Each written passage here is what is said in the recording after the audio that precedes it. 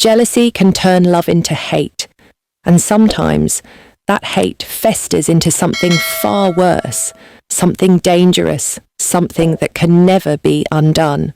On the surface, they were just two sisters, but behind closed doors, there was something else, a secret that no one saw coming, a betrayal so deep, so unforgivable, that it would turn a day of joy into a nightmare that no one could wake up from. What could make a woman turn against her own flesh and blood? What could make her set up her sister in a way so cruel, so calculated, that it would change their lives forever? By the time the truth came to light, it was already too late. The damage was done. This is not just a story of jealousy. This is a story of obsession, deception, and a choice so twisted that it left an entire family shattered. And the most terrifying part, the one person she should have been able to trust, was the one who made it all happen. Welcome to shocking true crime stories, where real-life crimes come to light. Every case we cover is based on true events, some terrifying, some unbelievable, but all shocking. If you have a passion for uncovering the darkest mysteries of the criminal world, you're in the right place. Subscribe now, and let's dive into the depths of true crime together. The Homolkas had everything a typical suburban family could want: a comfortable home, well-mannered children, and a sense of normalcy that made them blend seamlessly into their quiet neighborhood. And at the center of it all were two sisters, Karla and Tammy. Karla Homolka, the eldest, was everything a parent could hope for. She was smart, charming, and carried herself with an air of confidence that made her stand out. Teachers praised her, friends admired her, strangers were drawn to her easygoing smile and polished demeanor. Then there was Tammy, the youngest in the family. At just 15, she was full of life, with a bright future ahead of her. She was the kind of girl who made people feel at ease, who laughed easily, who had that youthful energy that made the world seem full of possibilities. To outsiders, the Homolka sisters were close. They had the kind of relationship people envied. Two young women growing up under the same roof, sharing secrets, finishing each other's sentences. But what no one could see, what no one even thought to question, was what lurked beneath the surface. Because behind closed doors, hidden beneath the warmth of family dinners and the laughter echoing through the hallways, something was festering. It wasn't visible in their smiles, nor could it be heard in their conversations, but it was there, a feeling, a shift, an unspoken tension that only one of them knew was building toward something irreversible. And then, one night, everything changed. It was supposed to be just another evening in the Homolka household, the kind of night where nothing significant happens, where people go to bed knowing tomorrow will be just another day. But that night would be different. That night would mark the end of innocence. And by the time the sun rose, the Homolka family would never be the same again. Bernardo was charming, well-spoken, and outwardly respectable, the kind of man who could walk into a room and command attention without effort. To the outside world, he was Karla Homolka's perfect match. Together, they looked like the ideal couple, young, attractive, and deeply in love. But beneath the polished exterior, Paul was something else entirely.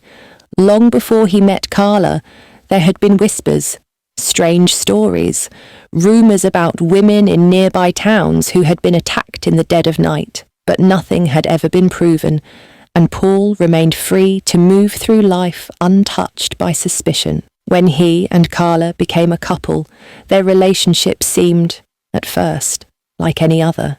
They were inseparable, completely consumed by each other. But as time went on, Paul's desires became darker. He wasn't satisfied with a normal relationship. He wanted control. He wanted submission. And most disturbingly, he wanted something that Karla could give him. Karla knew. She had heard him talk about it before. She had seen the way his eyes lingered too long, the way his words shifted when he spoke about Tammy, her younger sister. A normal person, an older sister who loved and protected her sibling, would have put a stop to it, would have drawn a hard line, would have done anything to keep Paul away from Tammy. But Karla wasn't like most people. Paul wasn't just her boyfriend. He was everything to her. She would do anything for him. And so, when he said he wanted Tammy, she didn't protest. She didn't fight him. She helped him. December 24th, 1990. Christmas Eve. The Homolka house was filled with the usual holiday warmth, laughter, music, the smell of food drifting through the air, gifts waiting under the tree. It was a night meant for family, for celebration. But for Karla and Paul, it was something else entirely.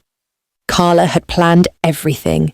She had been the one to secure the drugs, anesthetics stolen from the veterinary clinic where she worked. She had mixed it carefully, ensuring the dose was strong enough to do what Paul wanted. Tammy had no idea. Why would she? This was her sister, her family, the people she trusted most. She drank what Karla gave her, thinking nothing of it. After all, it was Christmas Eve, a night to relax, to enjoy. And then the world around her began to blur. Her body felt heavy, her movements slowed, and before she could even understand what was happening, she was gone, unconscious, vulnerable, helpless. What happened next was beyond comprehension. As Tammy lay there, completely unaware, Paul and Karla did the unthinkable. They recorded everything, every horrifying moment, every act that could never be erased. But then, something went wrong. Tammy's breathing became erratic. Her body convulsed. A sudden, violent choking sound filled the room. Panic set in. This wasn't supposed to happen. She wasn't supposed to die. Paul and Karla scrambled to cover their tracks. They cleaned the scene, dressed Tammy, and when paramedics arrived, they played the part of grieving relatives, frantic, devastated, completely unaware of how such a tragedy could have happened. The official cause of death, accidental asphyxiation, choking in her sleep after a night of drinking. No one questioned it. No one suspected. And just like that, they got away with it. For now, for nearly 2 years, Paul Bernardo and Karla Homolka lived as if nothing had happened. Tammy's death had been ruled a tragic accident, and life went on. Karla continued working, smiling, playing the role of the devoted fiancé. Paul carried on as usual, his dark urges undeterred by the fact that they had already taken a life. But Paul wasn't finished. By the time Leslie Mahaffey went missing in June 1991 and Kristen French in April 1992, the fear in Ontario was undeniable. The disappearances were sudden, unexplained. Young girls vanishing without a trace, with no warning, no clues. Families grieved. The public demanded answers. Investigators worked tirelessly, chasing every lead, desperate to find whoever was responsible. And then, everything unravelled. It started with Paul. He had always been reckless, convinced of his own invincibility, but what he didn't know was that investigators were closing in. His name had been whispered before. A man fitting his description had been seen lurking near crime scenes. His DNA had been taken in connection with a series of sexual assaults in the area, unsolved crimes that had haunted police for years. Then, in early 1993, the match came through. Paul Bernardo wasn't just a suspect. He was the man they had been looking for all along. He was the Scarborough rapist. Paul was arrested. The house he shared with Karla became a crime scene. Detectives tore through their belongings, searching for anything that could tie him to the missing girls. But what they found was worse than they could have ever imagined. Tapes. Not just evidence, not just clues, but videotapes, dozens of them, recorded with precision. What investigators saw on those tapes would haunt them forever. They had expected to find proof of Paul's crimes. What they hadn't expected was Karla. There she was, not a terrified, unwilling participant, not a woman forced into submission by an abusive fiancé. She was there, laughing, smiling, taking part. She wasn't just a bystander. She was involved. She was active. And then there was Tammy, her own sister. The video showed everything. The truth about what had happened that night in December 1990. The drugs, the assault. The moment Tammy's life slipped away, the public had seen Karla as a victim.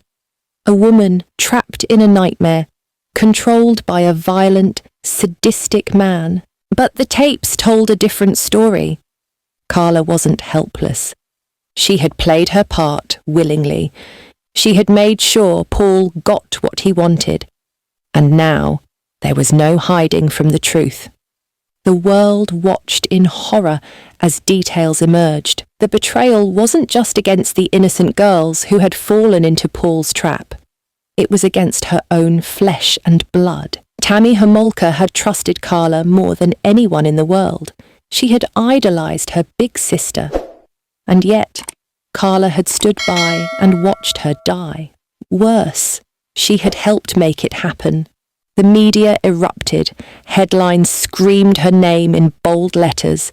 Television screens replayed her smiling wedding photos beside Paul, a woman who, to the public, now seemed to be as monstrous as the man she had married. How could a woman do this? Experts weighed in. Psychologists analysed her behaviour, her decisions. Reports surfaced, suggesting Karla exhibited traits of narcissism, a need to control how others perceived her, a desire to be seen as special, as untouchable. And then there was something else. A term not often discussed in the public sphere, hybristophilia, a rare but deeply unsettling condition, a sexual attraction to those who commit violent crimes. Could that explain Karla's actions? Had she been drawn to Paul, not despite his violent nature, but because of it? Had she enabled his crimes because deep down she wanted to be part of them? These were the questions the public demanded answers to. But while people debated Karla's psychology, something else was happening. Something that would turn outrage into full-blown fury. The plea deal. By the time the tapes were found, Karla had already struck a deal with the prosecution. 12 years. That was all she would serve. She had claimed to be a battered woman, a victim under Paul's control. The courts had believed her, and in exchange for her cooperation, her willingness to testify against Paul, she had been given a sentence that now seemed laughable, because the tapes proved she wasn't a victim. She was a willing participant. The justice system had been tricked, and there was nothing anyone could do about it. The outrage was deafening. People called it the deal with the devil. The Canadian government was accused of failing the victims. Families of Leslie Mahaffey and Kristen French were horrified, knowing that the woman responsible for their daughter's suffering would one day walk free. But no matter how much the public screamed for justice, the deal was binding. 12 years, and then she would be free. No more prison walls, no more guards. She was free to start over, and that's exactly what she did. She changed her name, moved away, started a new life, a husband, children, a quiet existence far from the horrors of her past. But no matter how much she tried to escape, the world never forgot. Wherever she went, her name followed. People recognized her. They whispered in grocery stores, pointed in public places. Protests erupted when she was found volunteering at a school. Parents demanded answers when they learned their children had been near Karla Homolka, a woman who had once played a role in unspeakable crimes. Some believed she had manipulated the system, that she had played the role of a victim so well that the courts had been fooled. Others believed she had never truly faced justice, and the question that haunted everyone was this: did she feel remorse? Did she lay awake at night, haunted by the faces of the victims? Did she carry the weight of what she had done? Or had she moved on, leaving behind the past as though it had never happened? The world may never know. But one thing remains certain. No matter where she goes, no matter how many years pass, Karla Homolka's name will never be forgotten. Justice came, but for many, it was too little, too late. By the time Paul Bernardo stood trial, the evidence against him was undeniable. The DNA, the testimonies, the videotapes, there was no escaping the truth. He wasn't just a killer, he was a predator. A man who had spent years terrorizing women, stalking them, violating them, and, in the cases of Leslie Mahaffey and Kristen French, brutally ending their lives. The courtroom was silent as the verdict was read. Guilty, multiple charges, multiple life sentences, no chance of parole. Paul Bernardo would spend the rest of his life in a maximum security prison, locked away, his days dictated by the iron bars that separated him from the outside world. This harrowing case serves as a stark reminder of the depths of human depravity and the devastating consequences of unchecked jealousy and complicity. It challenges us to reflect on the nature of evil and the complexities of the human psyche. What are your thoughts on Karla Homolka's plea deal? Do you believe justice was served? Or did she escape full accountability for her actions? Share your opinions in the comments below. If you found this case shocking, wait until you hear about our next story. And if you never want to miss another true crime story that will leave you speechless, make sure to like, subscribe, and turn on notifications. There are many more cases you won't believe, because sometimes the most terrifying stories are the ones that are real. Thanks for watching.